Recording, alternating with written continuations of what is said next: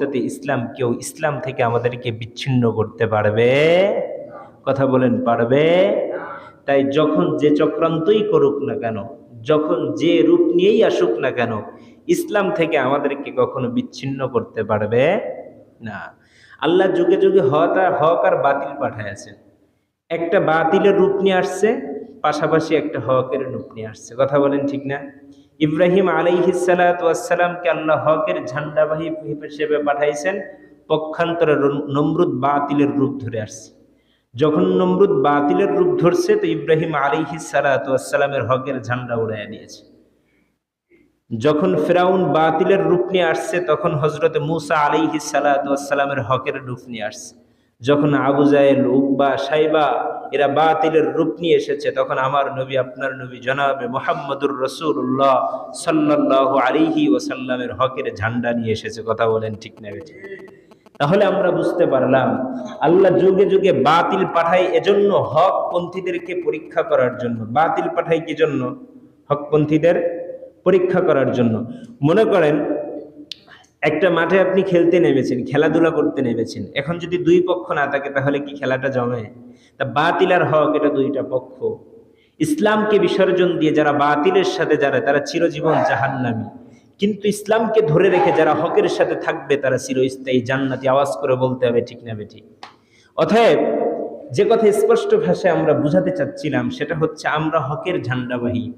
পৃথিবীর যাই হয়ে যাক, আমরা হক থেকে কখনো বিচ্ছিন্ন হব না। তাহলে আমরা সবাই হক হুকুকত বুঝি না। আমরা সবাই কি বুঝি না? কথা বলেন, হক বুঝি না। কোনটা সঠিক কোনটা বেঠিক এটা আমরা সবাই বুঝি। আরে কথা বলেন না কেন? বুঝেন? আমরা কি সব বুঝি? বুঝি না। আমাদেরকে বুঝানো লাগে। যেমন আকরাম নবীদেরকে আল্লাহ পাঠাইছেন বুঝাবার জন্য। নবীদেরকে আল্লাহ পাঠাইছেন কিসের জন্য? কথা বলেন, কিসের জন্য? বুঝানোর জন্য পাঠাইছে। নবীরা দুনিয়াতে আসছে কেন? মানুষদেরকে হকের কথা বুঝাইছে। এইটা হক, এইটা না হক, এইটা হালাল, এইটা হারাম, এইটা জায়েজ, এইটা না জায়েজ। কথা বলেন ঠিক না? ঠিক তদ্রূপ ভাবেতে দুনিয়ার মধ্য থেকে নবী বিদায় হয়ে চলে গেছেন। এখন এই নবীদের দায়িত্ব পালন করবেন কারা? নবীদের দায়িত্ব পালন করবেন উলামায়ে কেরাম। নবীরা এখন আর আপনাদের দ্বীন শিখাতে আসবেন না। নবীরা এখন আপনাদেরকে নামাজ শিখাতে আসবে না। নবীরা এখন আপনাদেরকে কোরআন শিখাতে আসবে না। কিন্তু রাসূল আকরাম সাল্লাল্লাহু আলাইহি ওয়াসাল্লাম দুনিয়া থেকে বিদায় হয়ে যাওয়ার পরে দ্বীনের এই ধারক বাহকের জিম্মাদারি দিয়ে গিয়েছেন উলামায়ে কেরামের হাতে। কথা বলেন ঠিক না বেঠিক?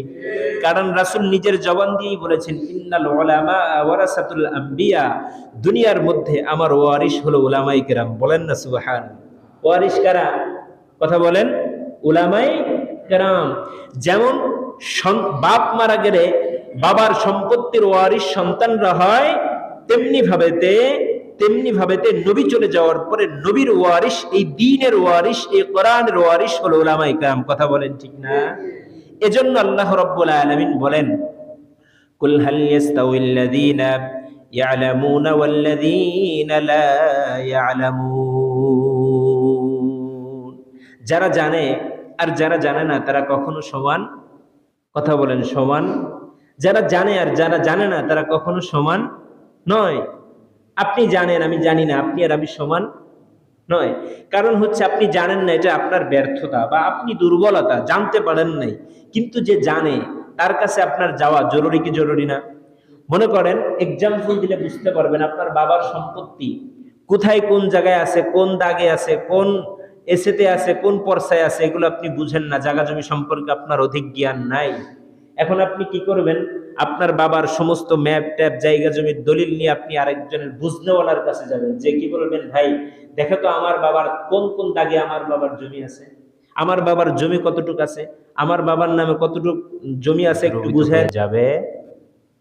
কারণ আমরা মুসলমান, আমরা আমাদের ঈমানকে ধরে রাখার জন্য যাই করা লাগে আমরা তাই করতে প্রস্তুত আছি। কথা বলেন ঠিক না? সাহাবাই কেরাম নিজেদের ঈমানকে ধরে রাখার জন্য নিজেদের তাজা রক্ত জমিনের মধ্যে ঢেলে দিয়েছেন কি দেন নাই? কথা বলেন, দিয়েছেন কি দেন নাই? রাসূল আকরাম সাল্লাল্লাহু আলাইহি ওয়াসাল্লাম দ্বীন আমাদের পর্যন্ত পৌঁছানোর জন্য দান শহীদ করেছেন কি করেন নাই? আমাদের পর্যন্ত দ্বীন পৌঁছানোর জন্য মাথার মধ্যে লোহার কড়া ঢুকেছে কি ঢুকে নাই?